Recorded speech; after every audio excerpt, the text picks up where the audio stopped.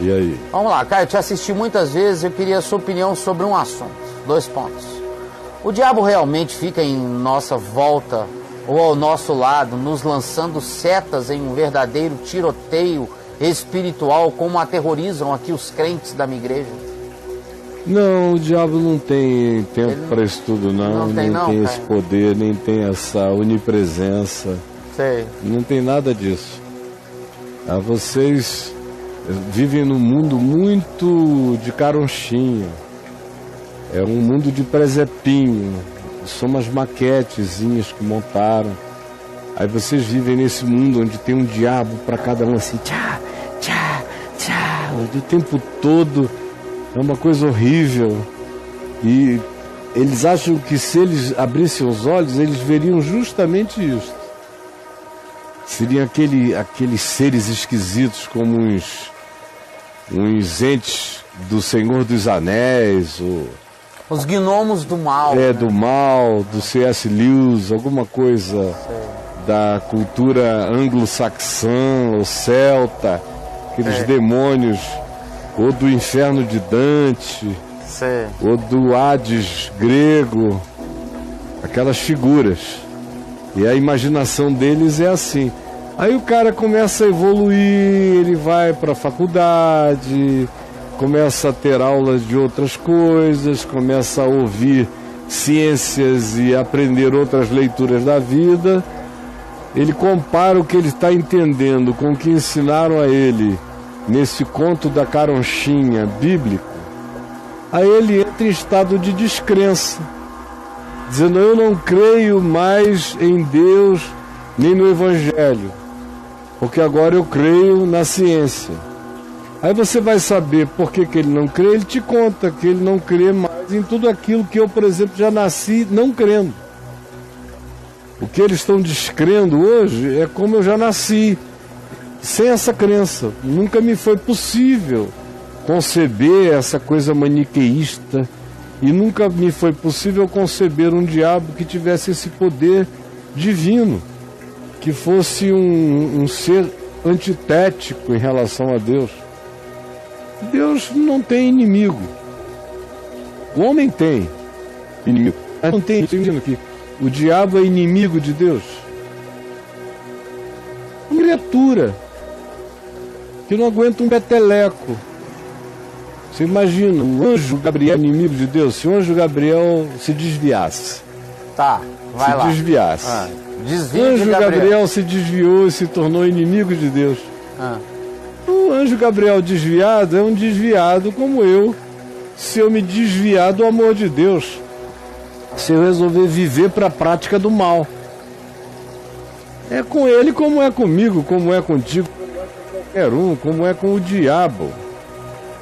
Quem quer que seja diabo é só uma criatura que se anteticizou em relação a Deus, que decidiu viver uma existência antitética em relação a amor, justiça, verdade. Resolveu ser o descolaborador da vida. É uma criatura. E aí a gente tem que dar lugar a ela. Não tem esse poder de ficar perturbando a gente. A gente é que tem o poder de se perturbar com ela. Como diz Paulo, tem que dar lugar ao diabo. Do contrário, ele não tem esse lugar todo, não. A maior parte das coisas que vocês dizem que foi o diabo, sendo honestos, tem que admitir que foram vocês mesmos que fizeram. O diabo é só o que recebe a transferência culposa. Desde o Éden. Foi a mulher que tu me deste, e a mulher diz: não, foi a serpente. E a serpente tem que viver com as consequências. Então, é um mundinho muito pequenininho, e que tira a responsabilidade pessoal do indivíduo. Porque se o diabo está em volta de mim, me dando flechada para todo lado o dia inteiro, e eu tropeço e caio, nada mais natural, não é? Agora, se eu de fato sou um indivíduo que sou tentado, como diz Tiago, pela minha própria cobiça, pelo meu próprio desejo, pelo meu próprio tesão, pela minha própria vontade de transgredir, aí o quadro muda totalmente. Qualquer que seja a ação diabólica é sempre secundária. é sempre a partir do que eu ofereço como matéria-prima que existe dentro de mim. Então, por favor, gente, vamos crescer, porque o mais deseduca e faz a mente se tornar muito, muito diminutiva. É um olhar eternamente infantil, patético, vai virando uma coisa retardada mesmo na cabeça. E gente que olha para a vida assim nunca vai ter crescimento nenhum, nunca vai ficar adulta espiritualmente, nunca será uma pessoa de fato que olhará para o mundo com um olhar que ilumina, em nome de Jesus. Nunca será. Vai ser sempre um oprimido, perturbado, numa guerra contra esse diabo onipresente, onisciente e onipotente, um inimigo de Deus que te odeia o dia inteiro e você com medo dele. Agora veja como tudo está na mente, né? Na minha mente não existe nada disso. O diabo que se vire para lá. Como Jesus disse, aí veio o príncipe deste mundo e ele nada tem em mim.